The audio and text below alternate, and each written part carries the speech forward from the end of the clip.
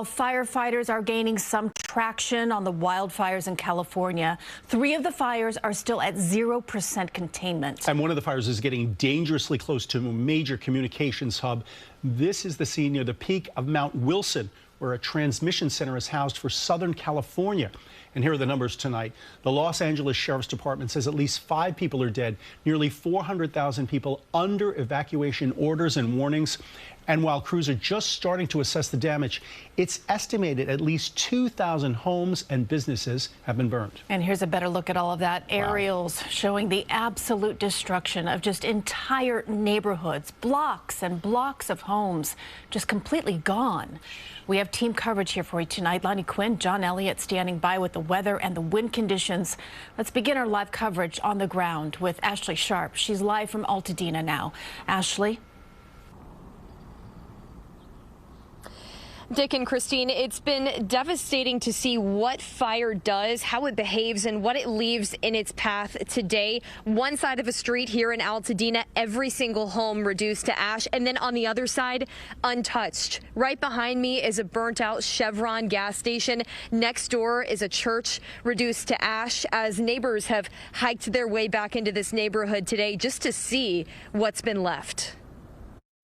As far as the eye can see, nearly every home is destroyed in Pacific Palisades, where a wildfire still rages with zero containment. It was like a vortex of embers.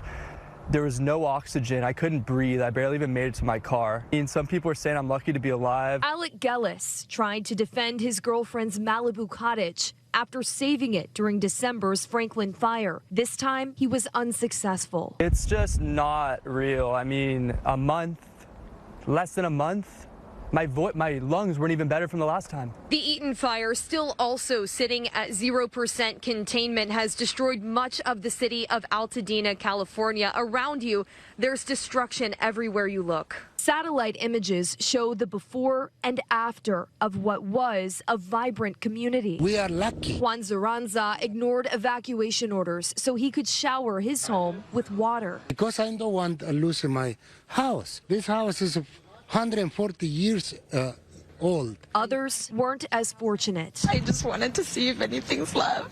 We have just whatever we're wearing.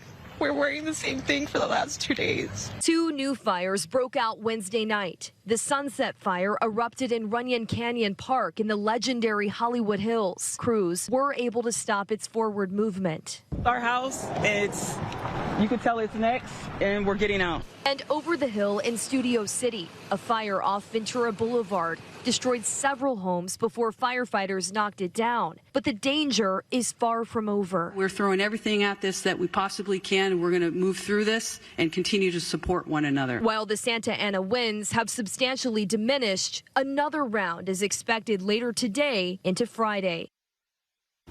And our thanks to Ashley Sharp for filing that report. Let's continue our team coverage now with Chris Van Cleve. He joins us from Altadena also with more on the devastation. Chris, you've been there from the beginning.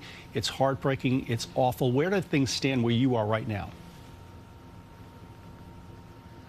Dick and Christine, down here on the ground, basically the winds have stopped. So this has been an opportunity for firefighters to go block by block. And we've been watching this all day as they're going down these blocks. You can see some things are smoldering and smoking. They're going by and putting those out because underneath this first layer of rubble, there can be red hot embers. And the concern is when the wind kicks up tonight, those 35 to 50 mile an hour wind gusts we may see for 6 or 8 hours tonight and into the early morning hours, those embers could get kicked back up in the air and they could land on some of the houses around here that haven't burned. So they're going block by block. They're getting a chance essentially to catch up. While up in the mountains, there is an aerial attack going on the Eaton fire, trying to beat it back from those transmission towers, that communications hub you were talking about, and get it burning away from sort of critical infrastructure up there. The other thing that's happening is people are making their way home, and many of them are finding this is what home looks like now. Many of them, we talked to a woman today. She had been in her house for 10 years. She bought it after her husband died. It was an opportunity to start over. And now she says she's starting over again. As we walked through the rubble with her, and there's almost nothing in there except she found a small porcelain church. and virtually untouched in the ash. And she looked at it and she said, clearly someone was looking out for me. One of the people looking out for her was her neighbor, who banged on her door at about 7 p.m. Monday night as the fire was starting to rage and told her she had to get out. Just hours later, that house was burned to the ground. Chris, you know, I think that when most of us think about Hollywood, we think of actors and we think of mansions and we think of famous people. But, you know, this is really hitting people, regular folk, just like regular New Yorkers who wake up in the morning and go to work and come home to their families at night. And I just want our viewers to really understand the enormity of this story and the toll that it's taking there on that neighborhood. If you can just elaborate on that. Yeah, you know, it is people, disaster knows no status, it knows no A-list or B-list. These fires essentially rained down destruction on community after community. The wind pushed these red-hot embers, these burning little balls of fire, into homes indiscriminately. These homes are gone, but you go about a block down, other homes are untouched. So your luck, your fate, was based on the wind. It has touched people that are very wealthy, people that are very poor. And I think it's really important to tell you that you have firefighters and police officers and reporters and paramedics that were rushing into these situations to try to inform people in some cases and certainly to rescue people. You know, we heard from the sheriff that many of the injuries came from people who didn't evacuate, which meant somebody had to go in and get them. You have seen heroic examples of neighbors, saving neighbors, as well as first responders rushing to put these fires out. Chris Van Cleve bringing it home for us live from Altadena tonight. Chris, thank you. You and your team are doing remarkable work. Do stay safe. Yeah, please stay safe. All right, we're going to go over to Lonnie Quinn. Lonnie, we heard Chris talking about the winds perhaps kicking up tonight. Is there any relief in sight? Well, I will say this much. The worst of the worst was yesterday, but it's kind of relative. I mean, it's still a really bad situation. We've got 5 fires that are burning right now. We threw the 5th one in last night in the Hollywood Hills, very close to the Hollywood sign. Yes, they're improving a little bit, without a doubt. I want to bring my colleague John Elliott in. I also want to show you a live picture here of Southern California. I mean, you can't see too much of anything because it's a smoke-filled sky. It's so much better. You make a great point. Hands down, the worst of it was yesterday morning when you had 85 to 100-mile-an-hour winds. Chris makes a great point, and that live shot from Altadena, there was nothing moving. But let's do a reality check. I want to show you what walk across the country looks like. This is a different way to kind of tell the story and show the picture. Yeah, this is a great shot. This downtown Los Angeles right there. That is the plume of this fire. I mean, high pressure. Obviously, you're seeing, you know, clear skies. You can see Nevada. You can see the San Joaquin, but you betcha. That is the plume. Yep, Two and things. You can tell, John, it is big pushing. it is. It's pushing that air out into the ocean, right? Yeah. It's going to be switching though, and as it switches, I think you're looking at a whole new lot of problems out there. Well, look at some of this guidance for future winds.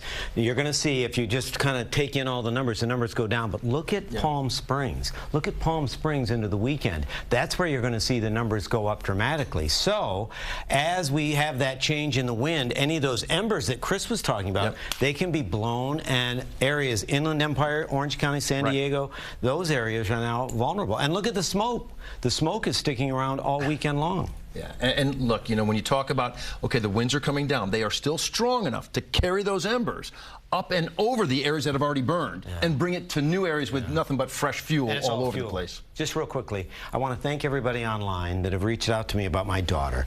My daughter was evacuated twice. She's been able to navigate, as so many. It's just evacuation after evacuation. Thank you for caring, as we care for everybody in that area. We both lived out there for a number of years. I look at these pictures of like the Pacific Palisades. I don't even, the whole downtown, cute little downtown is just gone. All right, we want to also spend some time a little bit later talking about our weather, because our weather is going to be all about the cold air that's in place right now, made it feel so much worse by those winds that are blowing out there. Hopefully better.